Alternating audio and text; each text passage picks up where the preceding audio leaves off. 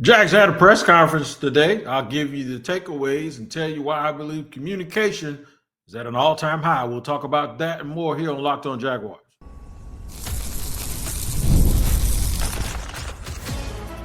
You are Locked On Jaguars, your daily Jacksonville Jaguars podcast.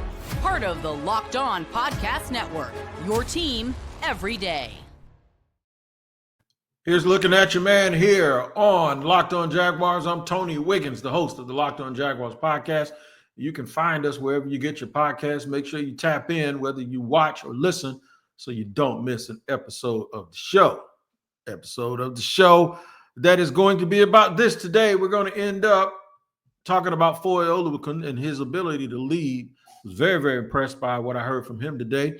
Trevor Lawrence is back to throwing. Had a chance to participate in an interview with Trevor. We'll talk about some of the things that he is saying that is important.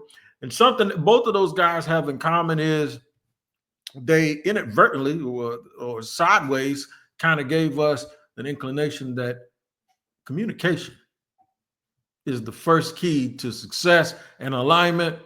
And I think communication has improved. First, I heard from Liam Cohen. We all did today at the press conference. And I was all ready to go in on that as the topic of the show, and that's why we did it. But then we heard from Foye and Trevor, and they basically validated what I was just talking about with the communication with Liam Cohen, and we'll get into that right now. A lot can be made of what the issues were with the Jacksonville Jaguars the last couple of seasons, and without giving particular quotes or comments that I've heard from people, it was easy for us to kind of juxtapose, come up with the reasoning that things that we're kind of hearing behind the scenes aren't matching up with things that we're hearing in front of the microphone. And some of the times when they lose games, and Doug Peterson will have a little bit of an attitude and kind of say stuff like that. Well, I ain't going to explain that or get into that. You wouldn't understand it anyway. It kind of gave us a hint as to what maybe some of the players were dealing with, in my opinion, when it comes to communication with past coaching staff. It's not far-fetched to think that based on, okay, well, if I have to use some sort of deductive reasoning to figure this out, let's see. So I was here and I heard this, and then I saw that. And then this is basically what your mind did last year, those mental gymnastics that we used to go through before I come and do a podcast. Well, that's not what this person told me, and surely it's not what happened. I can't believe he said that.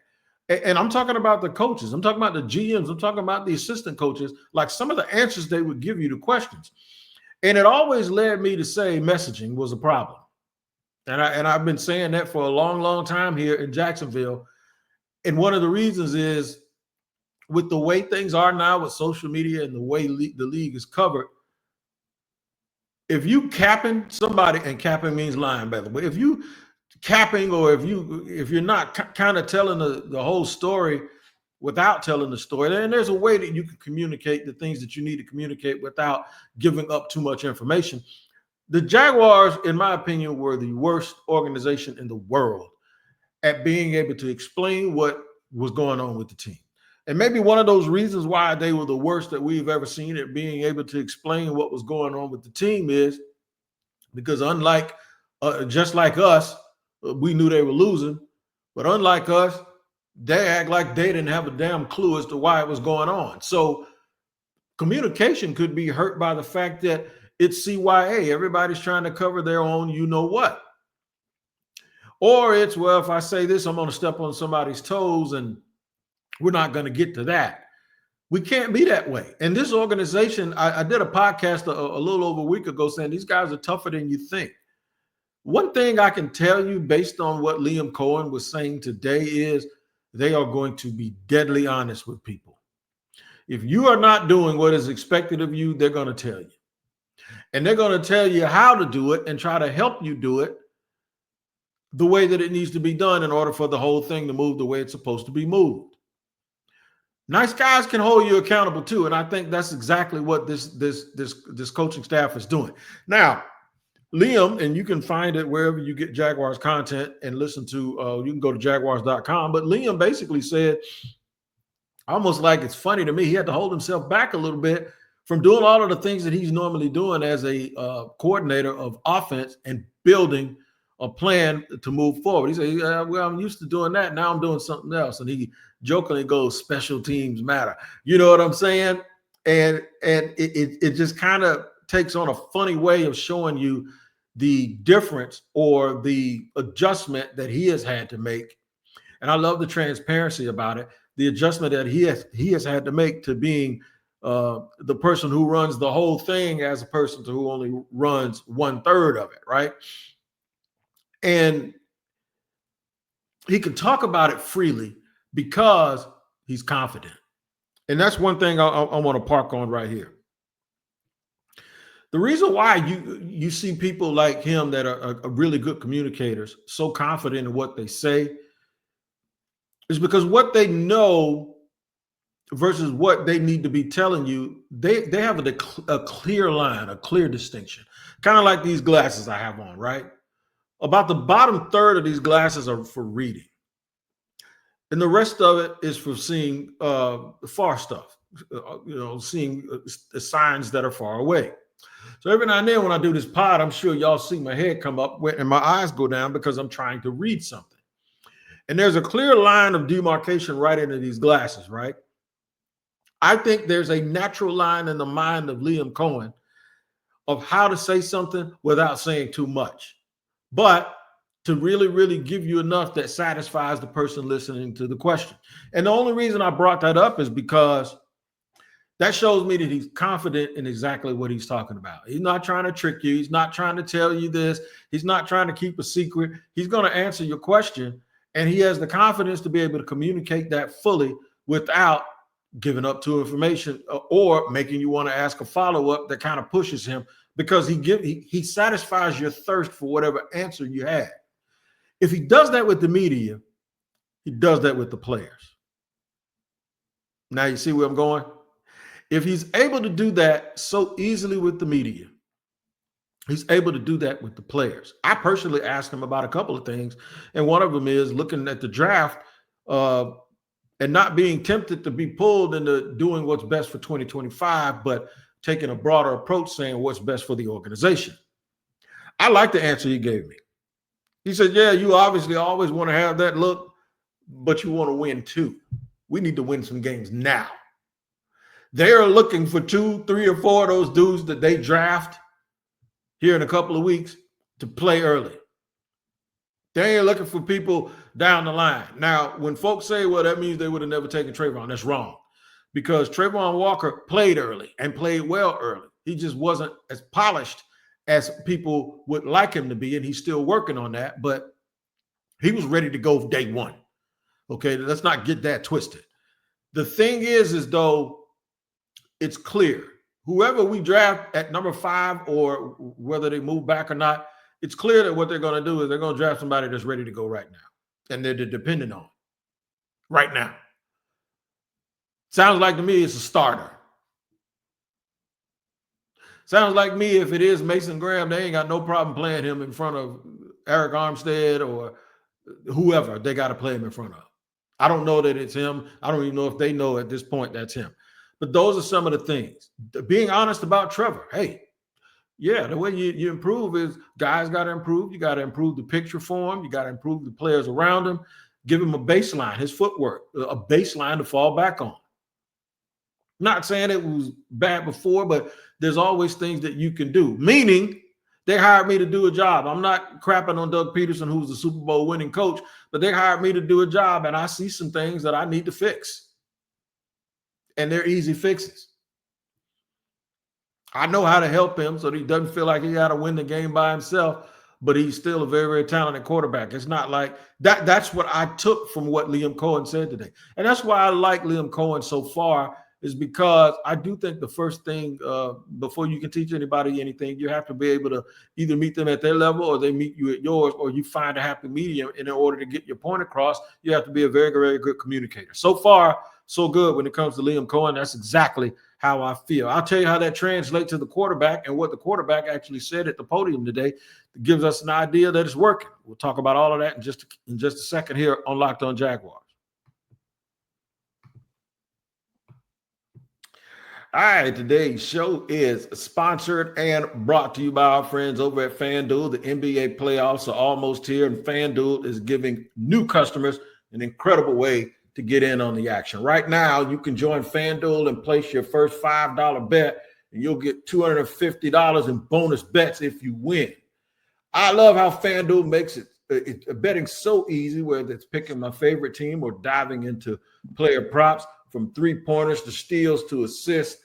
FanDuel has so many ways to bet your favorite player props. Plus, after the game tips off, you can even combine live prop bets into same-game parlay for a chance to win big. Don't miss out.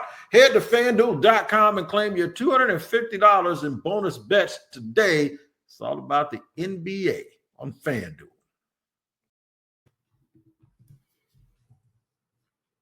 All right, coasting and moving along here on Locked On Jaguars, where it is your team every day. Talking about the press conference today with Liam Cohen, Trevor Lawrence, and Foye Oluokun. We're going to get to the Trevor part of it here after we connected a little bit, piggybacking off some of the things that I said about Liam earlier. They have a way that they want to do things. And I asked Liam Cohen how, with all of us during draft season trying to come up with these tendencies, everybody wants to talk about LA or Green Bay or Minnesota or Tampa and where all of these guys collectively come from. One of the things that I asked Liam was how do you go about the process, or how fun is it knowing that this is something that you're creating that is your own? This ain't Tampa. This ain't Green Bay. It's not the Rams. Like so many people talking about the connectivity and the way that these franchises have done business. And most of them centers from Sean McVay and the Rams and the Les Snead tree with James Gladstone. But I wanted to make sure that he knew that somebody out here was wanting this to be something of their own. I mentioned on a pod sometime in the last week that I think it's very, very important that at some point we start looking at this as the Jaguar way and understanding. In fact, it was on the same pod I did a pod about the trio of Tony Boselli, James Gladstone, and Liam Cohen, and talking about even though they're all nice, they're all tough, and you can be both. I also think that, look, the way Liam said it today, everybody pulls, you're constantly pulling from your past. But yeah, you do have to create your own thing. And to his transparent answer, he said, and we don't even know what that feels like or looks like yet. I'm paraphrasing, but he said something of that nature. He says, we don't really know what it feels like. So some people would give you the impression that because they're in this position that they got it all, man. They have every single answer that you can imagine them supposed to have. They got them all. They got all the answers. They know exactly what they're doing. They know exactly what I don't think Liam wants that message out there. I think he wants everybody to stay focused on owning the day and building the day and figuring out what today brings and what today is. Like, we'll figure out our destination when we get there. But I know today we're supposed to be doing this, preparing ourselves for the inevitable point where that day comes. And for me, hearing Trevor Lawrence, and I'm going to skip past Foye, I'm going to do him third, but hearing Trevor Lawrence, who was the last of the three to speak today, he said something that was echoed by Foye Oluokun. Oh, he echoed something that was earlier said by Foye Oluokun when he said, talking about the new staff, he said, yeah, I guess they're younger. And that you don't bring up age and treat age like it ain't nothing but a number, because it's not. You bring up age, and in this case, less age or lack of more age.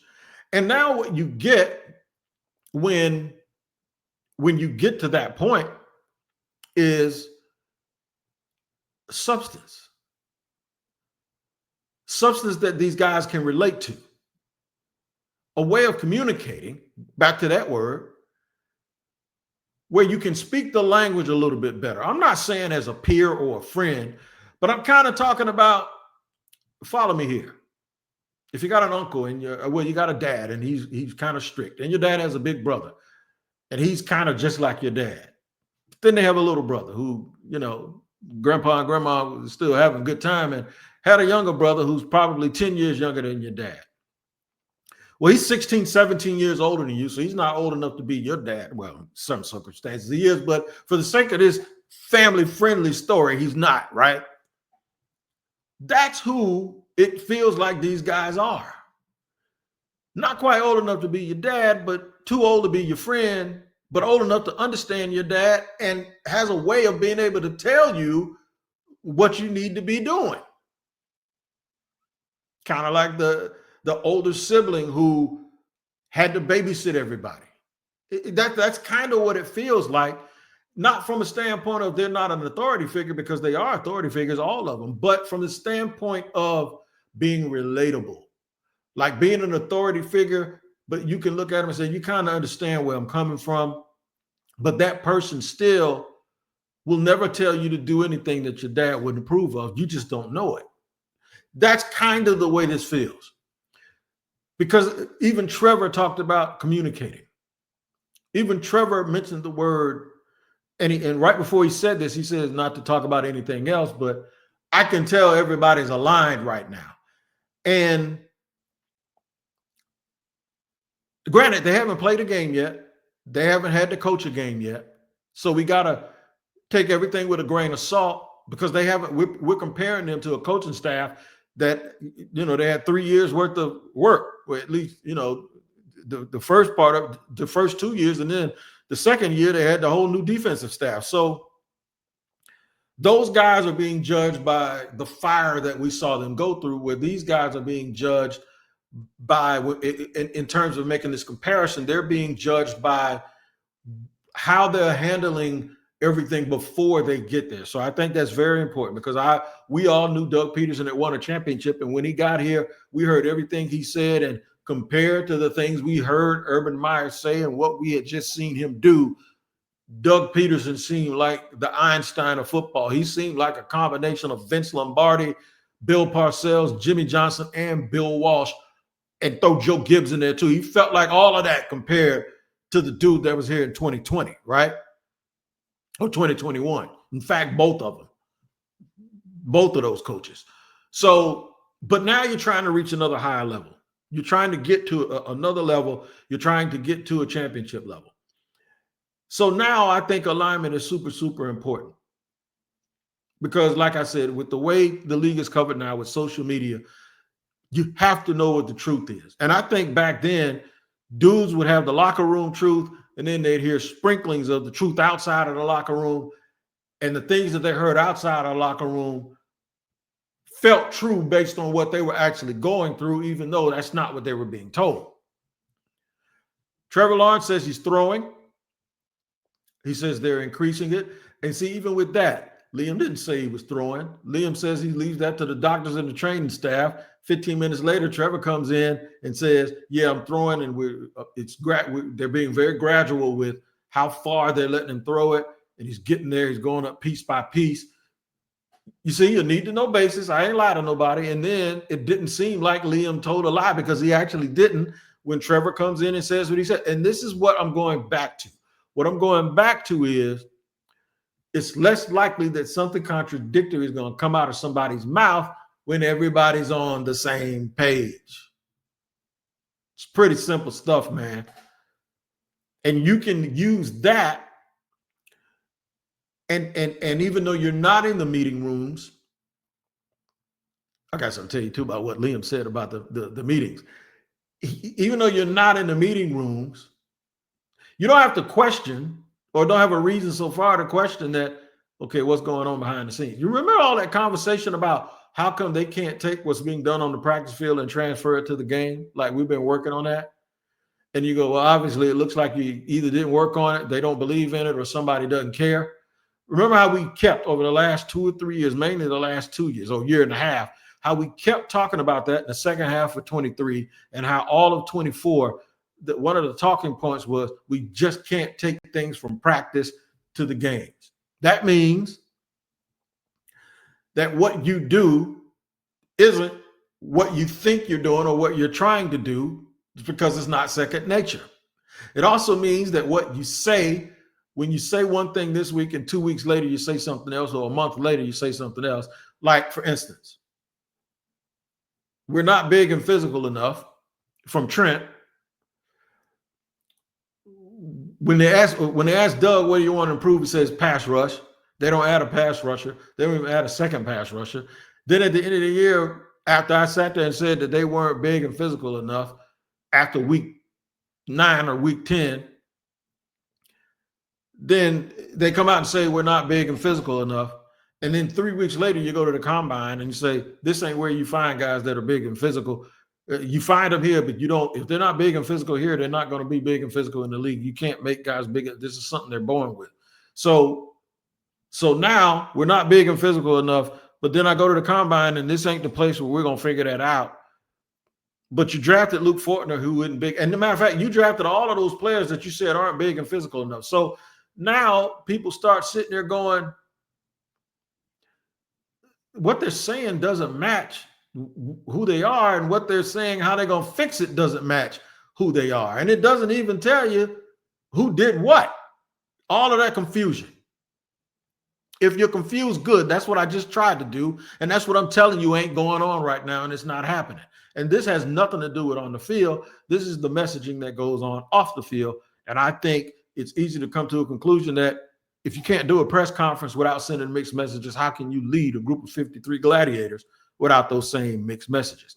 I'll tell you something that Foye Oluokun said. I'm also tell you something that Liam Cohen said, Anthony Campanile said, or Camp as he said.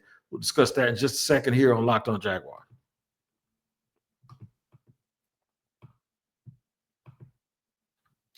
All right, today's show is brought to you and sponsored by Chewy. You probably heard of Chewy. They really do have everything you need to keep your pet happy and healthy, whether you're shopping for food, treats, or even pet health care. Chewy makes it fast, easy, and affordable.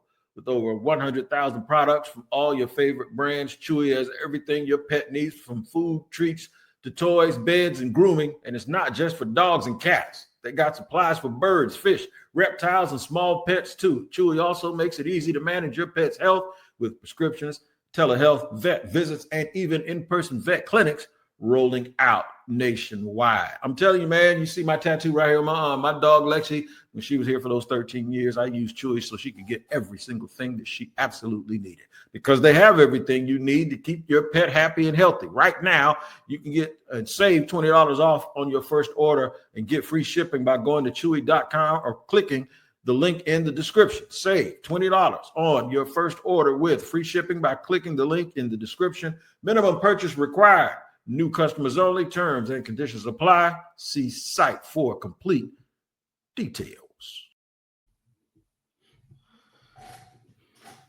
All right, moving along here on the day that we went to the press conference. This is why we're putting the show up a little bit in the afternoon.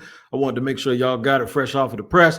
It's Tony Wiggins with Locked On Jaguars. I mentioned something that Liam Cohen talked about when he was on the podium, and he was asked by me, O'Brien, about Travon's fifth-year option. And he just said, once you get to know him, basically paraphrasing, once we got back into the building, you get to know him, you be around him. And he said, yeah, this is something we want to be attached to for, as long as we can. You know what I'm saying? Like, it was a no-brainer. That we have all been telling everybody it was a no-brainer that they were going to like him. And it's no secret that they're probably also trying to work on the parameters, or the early parameters of what an extension would look like for Travon, which would probably kick in 2027. Trevor signed his extension. I believe Trevor's actual extension doesn't kick in 2026. I asked Trevor about being a new dad. Says, I'm going to get used to little baby crying, and you got to do it. You can't tell a baby who's crying, wait a minute, give me 15 more minutes. You got to do it now. I thought that was a nice little peak moment for him to talk about being a father as a football player, not of a newborn, like because everybody's around now. I'm talking about, no, once your baby starts doing little things, hey, pops, or give me this, give me that. Where my son is there right now, where the baby understands stuff and is learning and grabbing everything. So just thought that was something else. He's no longer that little young dude that came in here playing with a whole bunch of grown men that have babies and mortgages. He's now one of those guys.